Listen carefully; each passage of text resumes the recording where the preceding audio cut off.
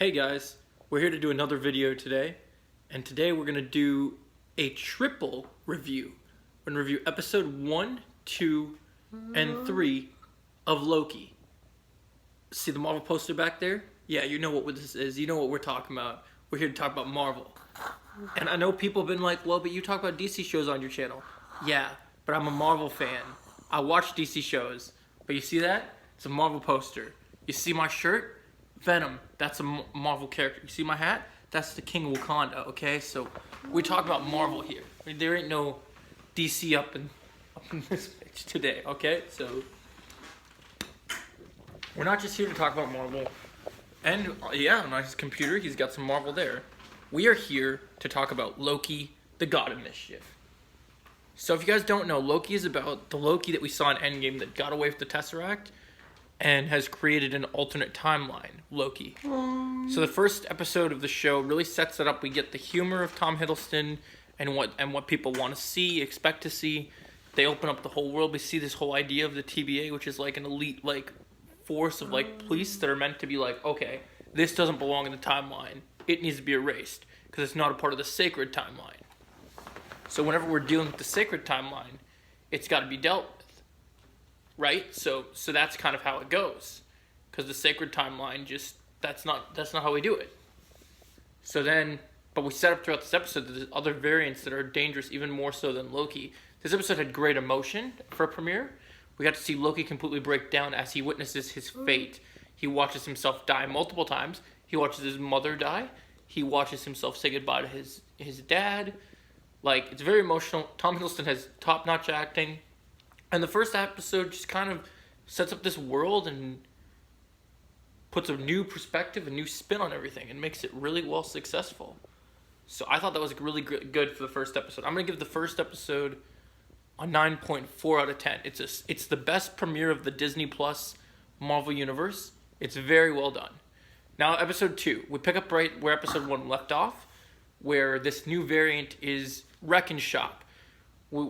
We'll get into who this new variant is in a little bit, but so basically the new variant is tearing up the TBA. She wants them dead. She wants them gone. This person, and the whole point that we found out in episode 1 is we're looking for a variant that is very much another version of Loki, or so we think, which we will talk about in a minute, because I have a theory about who it might really be at the end of the video. But we'll talk about that once we get to episode 3.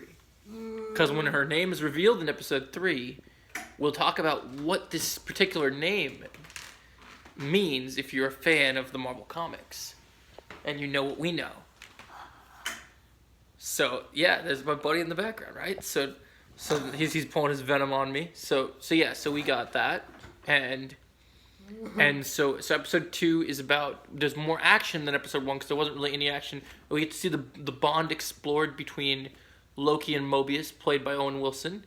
We get to see Loki kind of figure out that this new variant is hiding within timelines by using dangerous apocalypses that basically world disasters that happen that aren't meant to happen in the timeline that has to happen. That's where this variant is hiding. So we discover this. We go on a mission to capture this variant. And Loki finally goes face to face, as we'll say, within his self.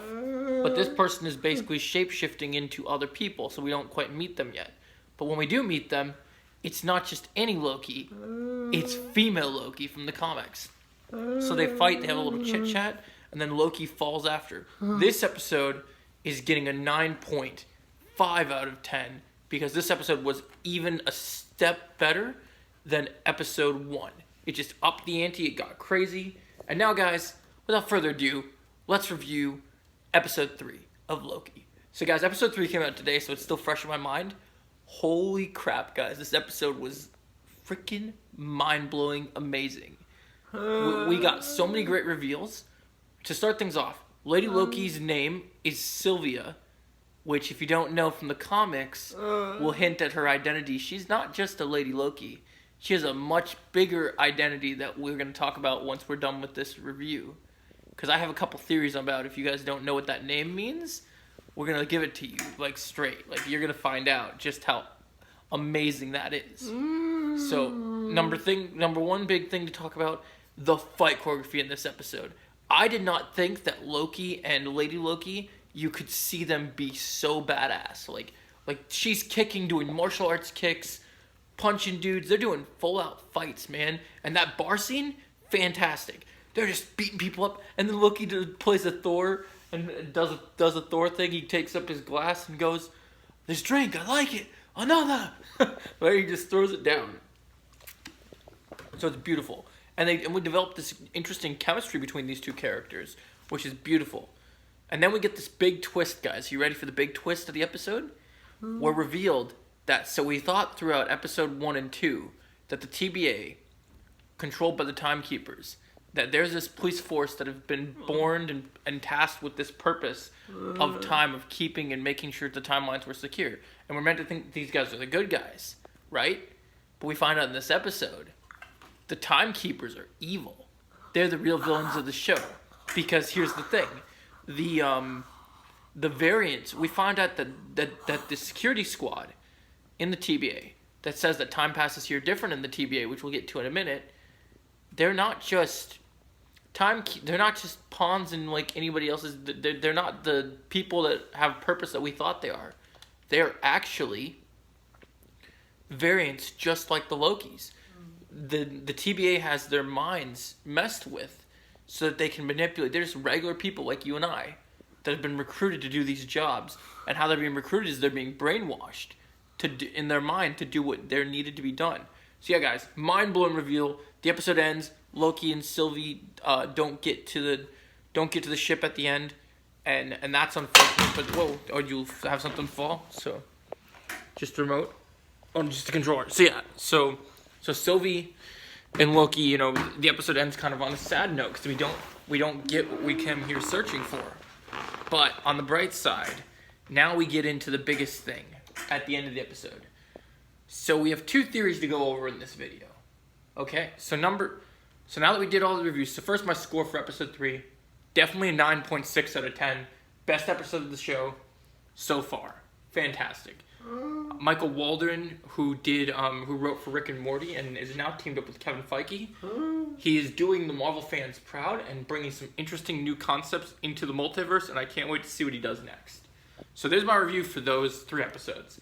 Now, there are 2 theories following into the rest of the series that need to be addressed. So in this episode, we revealed that Lady Loki doesn't like being called Lady Loki because she doesn't see herself as Loki. She sees herself as Sylvie. Now, if you don't know, in the comics, Sylvie is an alias for another name. Are you Marvel fans familiar with Amora the Enchantress? Now, here's the thing. When we're talking about the Enchantress, we ain't talking about the crappy DC Enchantress from the Suicide Squad movie.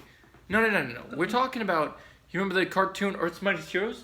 We're talking about the Enchantress that wanted to sleep with Thor and manipulate Loki. That's what we're talking about. We're talking about the real Enchantress. None of that DC shit here. No.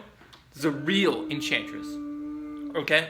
So you still with me? Good. So Amora the Enchantress is a badass Enchantress, like we've said. And so I believe that Sylvie is 100% playing duality. She's both Lady Loki and Enchantress at the same time. It's a hybrid. Marvel's doing a hybrid of both. But that's the cool thing. Yeah, so AJ's got it up on the screen for you if you guys want to see. I'm gonna flip can I flip the camera over? Or what, let me? What, let me? Oh, that just takes pictures. Okay, sorry. So okay, let's see if I can angle it maybe. Okay, so there you can see on the computer, just brief we have, so it says Sylvie Lafadorf, which is similar to Loki's, and it says Sylvie is a variant. She has been passing through the timelines, being chased by the Time Variant Authority. So yeah, so it's basically just her posing as a Loki like people thought, and this is the information we have on her. Right? So when we go down, we have her biography, all about her life. But so here's the thing. There's still very much not known, but I believe with every fiber of my being, she is indeed Amora the Enchantress. Marvel's making a play to set her character up.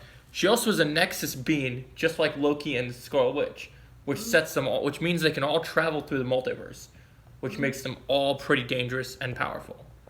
So now that's theory 1. So now here's theory 2, right? So the Timekeepers, right? I believe that the Timekeepers... So we talked about how the Timekeepers are the real bad guys of the show. Not female Loki, not Loki himself, the real villains of the show. Not just the TVA in general, but the TVA's boss, which is the Timekeeper. I believe the lead Timekeeper to prevent the multiversal war from happening.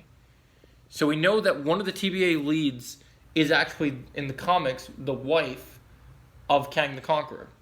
I believe Kang the Conqueror, as we know, is coming into Ant-Man Quantumania. He is the villain of the show. I believe that he's the lead Timekeeper, and we will have encounters with him in the next couple of episodes. Because there's only 3 episodes left, guys. So, we're going to see Kang. I believe it. I believe we'll see Kang. So it's a very big deal. So the Timekeepers, that ties into that. Now here's why this is. Here's why. So you say, but you're just a person making theories. How do you know that Loki's going to introduce Kang? So that would be the wife of Kang right there. And my friend is pulling up the bio right now. So it says Reneva Ravenslayer, which is indeed has ties to Kang's in the comics. So that's pretty crazy, right? But this is where it gets interesting, right? So you're asking me, how does this Marvel fanboy know anything about that this is really going to happen? Here's why. Okay? So let's run this for you. In the first episode, theory number 2 that connects to theory number 1. So we talked about the Enchantress. We know why we believe the Enchantress is definitely who she is in every way, right? Well, now this video is now about something much more interesting, right? It's about where do we believe the TBA's base really is. Because Mobius in the first episode says to Loki, time passes differently in the TBA. You know when the last time we heard that phrase was? In Ant-Man and the Wasp and in Endgame, when Ant-Man says, time passes differently in the quantum realm. Which hints at my theory.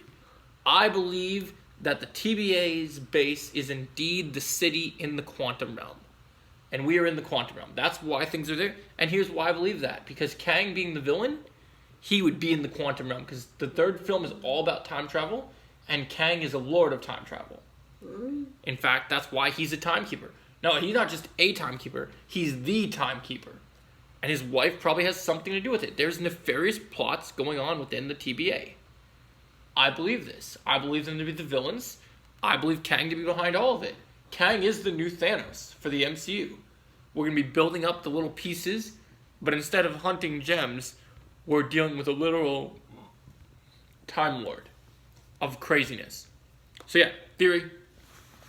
Here's the deal, guys. The Time Bureau, the TBA, is in the quantum realm. Because look at it this way. Janet Van Dyne, when we rescue her in the quantum realm in Ant-Man and the Wasp, she's been in there for, I think she said 35 years. She didn't age at all. And you know why? Because time passes differently in the quantum realm and in the TBA. So that little city where they can't use their powers is in the quantum realm. It's in the quantum realm. Just work with me, guys, okay? I'm telling you, we are in the quantum realm in this show. And this opens up so many possibilities, so many theories, so many things. But yeah, guys, we had a blast making this video for you. I will be doing Loki videos every week from now on. I hope you really enjoyed this video. Because, dude, like our good friend from our favorite DC film, Shazam says, Santa from Shazam says, that was fucking crazy, man. This is exactly how I felt about episode 3 of Loki. And that's how I feel about the future of the show. So far, I'm digging it. Super excited. It's my #1 favorite Marvel Disney Plus show. Let's keep it going with more content, guys. And thank you for watching the channel. Please like, share, and subscribe because I am here to deliver content because I am burdened with glorious purpose. And we will be giving you all the content that your heart's content desires. Have a great day, guys. And remember, like, share, subscribe. Have a good day.